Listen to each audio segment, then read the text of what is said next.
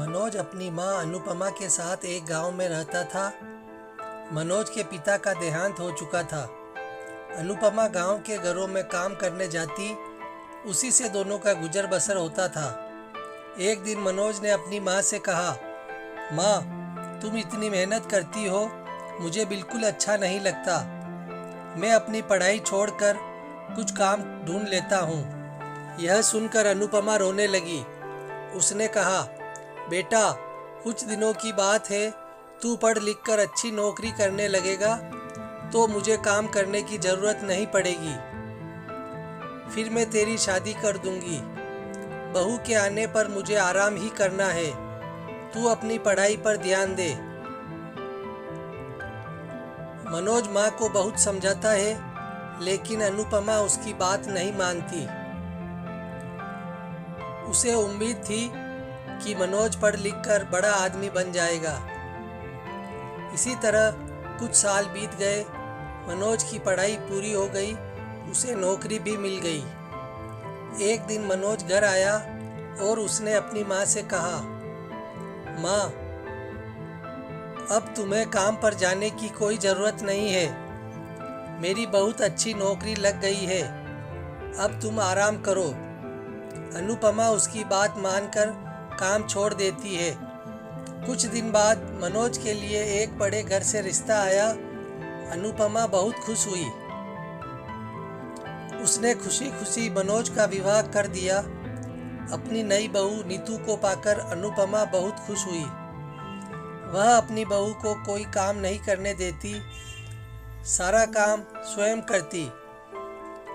नीतू सारा दिन बैठी रहती। एक दिन मनोज ने अपनी माँ से कहा, माँ, तुम नीतू से भी कुछ काम करवाया करो। इस उम्र में तुम काम करती हो और नीतू बैठी रहती है। यह सुनकर नीतू ने कहा, मैंने तो माँ जी से कई बार कहा है काम करने के लिए, लेकिन ये सब अपने आप करना चाहती है। मनोज के कहने पर नीतू अगले दिन से अनुपमा के साथ घर के काम करने लगी। कुछ दिन बाद अनुपमा की तबीयत खराब रहने लगी। अब सारा काम नीतू को करना पड़ता था। कुछ दिन बाद नीतू का स्वभाव बदलने लगा। वह अब अनुपमा से बात नहीं करती थी। एक दिन अनुपमा ने पूछा, बहू, क्या बात है, तू मेरे से बात नहीं करती? तब नीतू ने कहा, आपको पता है मैं कितने बड़े घर से आई हूँ और कितनी पढ़ी लिखी हूँ। तुम लोगों ने मुझे नौकरानी बना दिया। यह सुनकर अनुपमा ने कहा, बहू, कुछ दिन की बात है, मैं ठीक हो जाऊंगी, उसके बाद मैं सारा काम कर लूंगी। लेकिन अभी तो मैं बिस्तर से उठ भी नहीं पा रही हूँ। तब नीतू बोली, हाँ, यह सब बहाने मैं खूब समझती हूँ।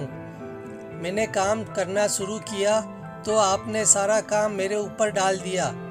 यह कहकर नीतू अपने कमरे में चली गई। उस दिन उसने खाना भी नहीं बनाया।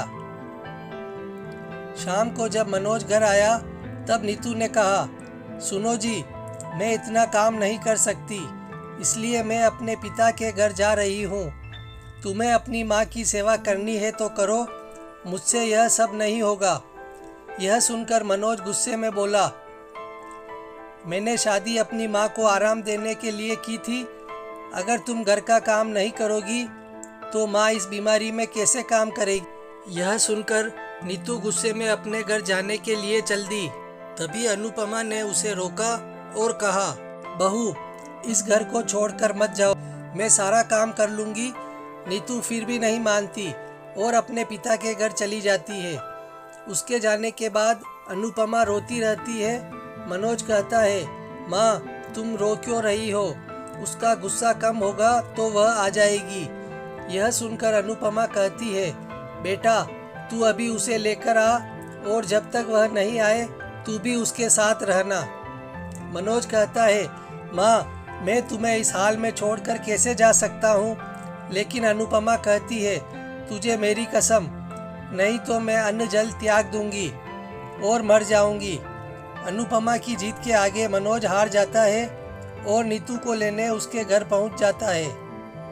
वह नीतू को बहुत मनाता है, लेकिन वह नहीं मानती। नीतू उससे कहती है, हम अलग घर लेकर रहते हैं, तुम अपनी माँ को हर महीने कुछ पैसे भेज देना। मनोज ना चाहते हुए भी उसकी बात मान लेता है और नीतू के साथ अलग मकान में रहने लगता है। उधर अनुपमा अकेली रह जाती है। वह अकेले में बैठी बैठी अपने मनोज को याद करके रोती रहती थी। एक दिन अनुपमा के घर पर कोई दरवाज़ा खटखटाता है। अनुपमा दरवाज़ा खोलती है तो देखती है सामने नीतू का भाई अनिल अपनी पत्नी के साथ खड़ा था। वे दोनों अंदर आकर अनुपमा से पूछते हैं, माँ जी, दीदी कहाँ है? अनुपमा उसे सारी बात बता देती है। यह सुनकर अनिल कहता है, माँ जी, मैं सोच भी नहीं सकता था मेरी बहन ऐसा करेगी। मैं तो अपनी पत्नी के साथ शहर में रहता हूँ। आज दीदी से मिलने का मन हुआ तो यहाँ चला आया।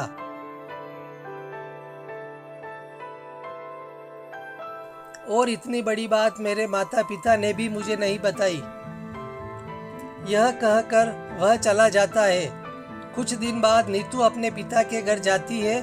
वहाँ उसे अनिल और उसकी पत्नी मिलते हैं। नीतू अपने भाई भाभी को देखकर बहुत खुश होती है और कहती है, भैया आप कब आए?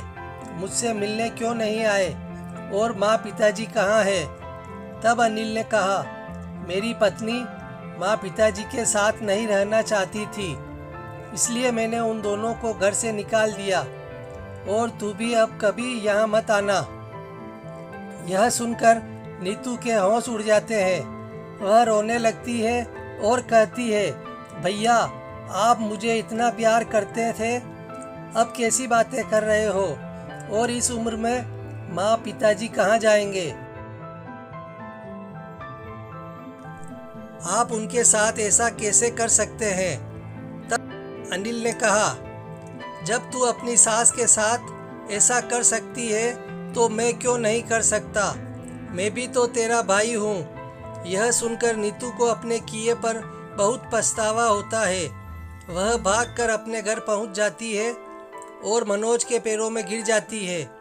मनोज के पूछने पर वह सारी बात उसे बता देती है और कहती है, मुझे माफ़ कर दो और माँ जी के पास ले चलो।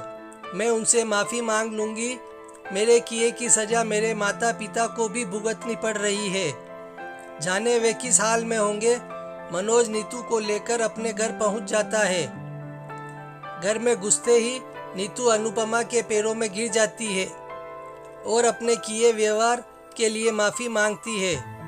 तभी दूसरे कमरे से अनिल अपनी पत्नी और माता पिता के साथ बाहर आता है। उन्हें देखकर नीतू रोने लगती है। तब अनिल उसे बताता है उसने माता पिता को छुपा दिया था ताकि तुझे तेरी गलती का एहसास हो सके।